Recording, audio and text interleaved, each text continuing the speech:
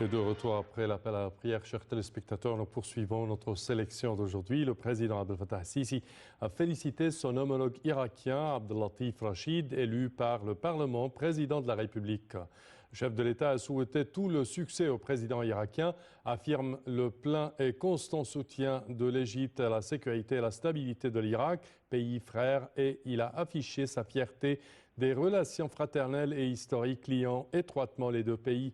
Le président irakien a de son côté loué le rôle vital de l'Égypte dans le renforcement des mécanismes de l'action arabe commune face aux crises et défis et a relevé à l'échelle régionale. Et en effet, le nouveau président irakien, Abdellatif Rachid, a souhaité la formation rapide d'un gouvernement en Irak et s'est engagé à poursuivre des relations équilibrées avec les pays voisins lors de sa prise de fonction lundi.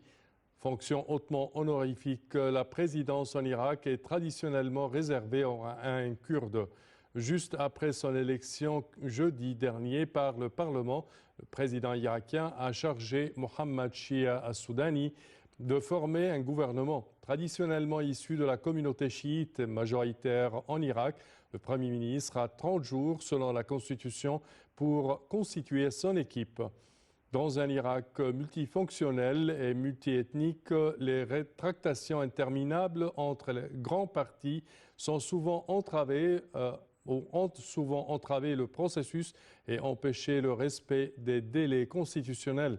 M. Soudani a été choisi par les fonctions chiites du cadre de coordination qui domine aujourd'hui le Parlement avec 138 députés sur 329.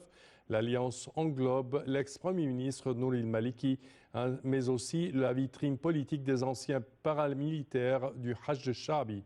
L'élection du président et la désignation d'un premier ministre sont intervenues plus d'un an après les dernières législatives d'octobre 2021 et une paralysie politique émaillée de violences meurtrières. Et en Tunisie, près de 3200 boulangers ont observé hier une grève pour réclamer le versement par le gouvernement de compensations dues au titre des subventions étatiques. La Chambre syndicale nationale des propriétaires de boulangeries a affirmé que 95% des boulangers du pays censés bénéficier des aides étatiques avaient répondu à l'appel de grève pour réclamer 14 mois de subsides non payés, une somme estimée à près de 78 millions d'euros. Le chef de ce syndicat, Mohamed Bouhanan, a indiqué que la grève, qui devait être à durée indéfinie, serait finalement suspendue à partir de ce jeudi. Cette décision a été prise après un accord avec le gouvernement par le versement aux boulangeries des aides couvrant une période de 4 mois, soit l'équivalent de 23,5 millions d'euros selon lui. Près de 1200 boulangeries qui ne sont pas concernées par le système de compensation ont continué à fonctionner normalement hier. Plusieurs propriétaires de boulangeries en grève ont manifesté à Tunis devant le siège de l'Union tunisienne de l'industrie, du commerce et de l'artisanat dont ils relèvent. La Tunisie est en proie à une grave crise financière, se traduisant ces derniers mois par des pénuries récurrentes de produits de base dans un contexte d'inflation galopante près de 9% en août sur un an. Le pays espère alléger sa crise grâce à un prêt de 1,9 milliard de dollars attendu du Fonds monétaire international, le FMI. Ce prêt doit encore être validé en décembre par le conseil d'administration du FMI, auquel le gouvernement tunisien a promis une batterie de réformes, notamment la révision des subventions aux produits de base et la restructuration des entreprises publiques, pour la plupart surendettées et mal gérées. Et le blocus imposé par l'armée israélienne contre 200 000 personnes à Naplouse et dans les villages environnants de la Cisjordanie occupée s'est poursuivi mardi pour un 8e jour. Plusieurs routes principales restent fermées. Des blocs de ciment ont été utilisés pour bloquer les entrées de la ville et des points de contrôle mobiles aléatoires continuent de perturber la vie des habitants selon des sources palestiniennes. Des dizaines de personnes ont été arrêtées et leurs armes légères confisquées. Les colombes israéliens de la région ont considérablement intensifié leurs attaques contre les agriculteurs palestiniens, prenant des villages et des villes pour cible, fermant des carrefours, abattant des arbres et détruisant des véhicules palestiniens. Pour les analystes, cette répression s'inscrit dans le cadre des prochaines élections législatives en Israël prévues le 1er novembre. Et au Yémen, le plus haut responsable du gouvernement a accusé les Houthis de zapper les efforts de paix visant à mettre terme au conflit. Le président du conseil présidentiel du Yémen, Rachad al-Halimi, a déclaré que les Houthis anéantissaient des espoirs de stabilité en refusant de prolonger la trêve négociée par l'ONU qui a pris fin le 2 octobre en rejetant un plan visant à payer les employés de la fonction publique dans les régions sous leur contrôle et en continuant à piller les recettes publiques.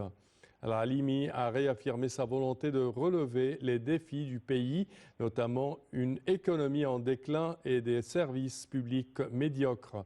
Il a signalé que ses collègues du gouvernement et lui-même travailleront sans relâche pour soulager les souffrances des Yéménites, reconstruire l'économie et instaurer la paix dans le pays.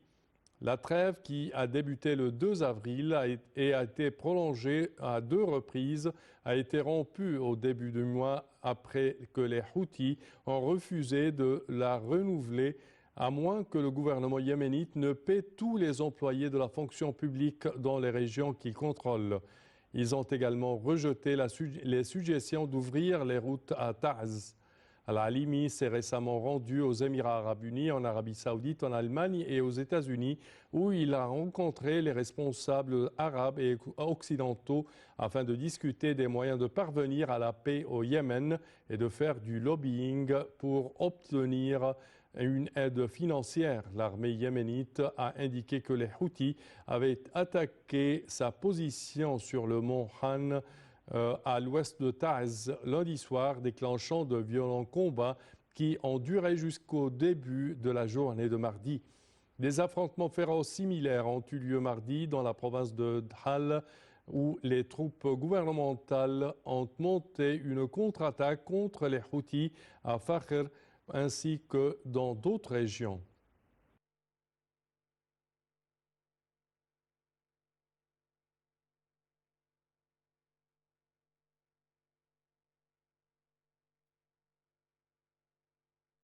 Et à présent, nous passons à un petit regard sur le monde.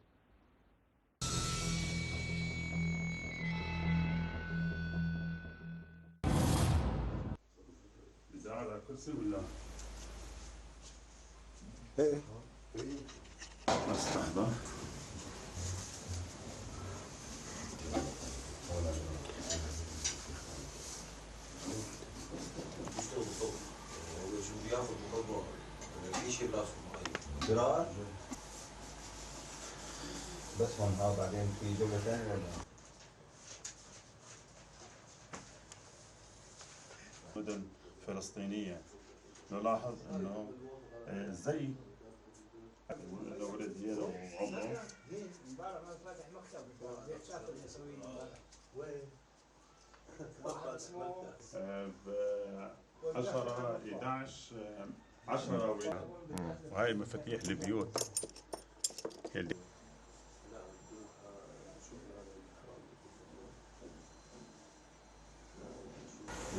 بتشوف عكس الشمس.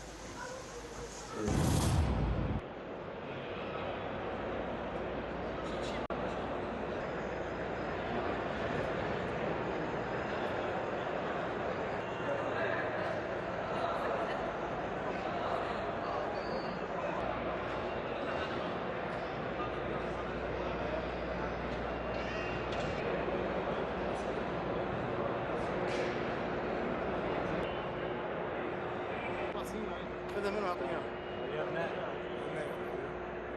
تذكرني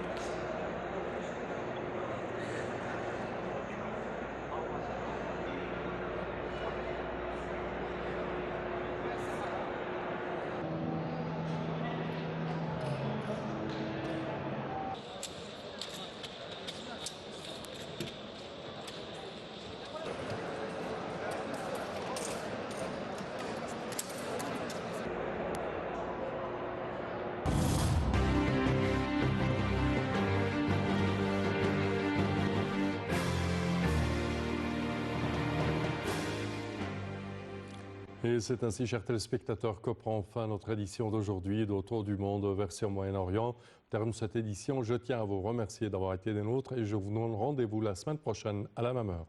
Au revoir.